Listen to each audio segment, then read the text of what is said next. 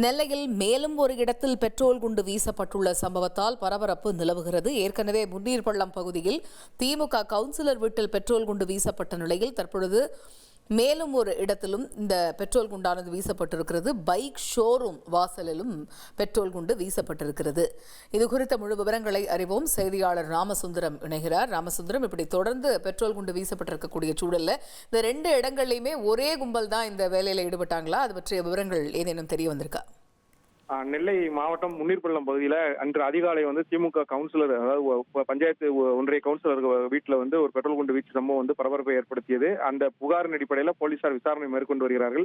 இந்த நிலையில நெல்லை டவுன், நெல்லை மாநகர பகுதியின் மைய பகுதியாக இருக்கக்கூடியது டவுன் பகுதியில் இருக்கக்கூடிய ஒரு பைக் ஷோரூம் வாசல்ல கரும்புகை அதிக அளவுல இருந்தது கண்டறியப்பட்டு அந்த போலீசாரிடம் அந்த ஷோரூமுடைய உரிமையாளர் புகார் அளித்ததன் அடிப்படையில போலீசார் விசாரணை நடத்தியதில் அது பெட்ரோல் குண்டு வீச்சு சம்பவம் என்பதை உறுதி செய்திருக்கிறார்கள்.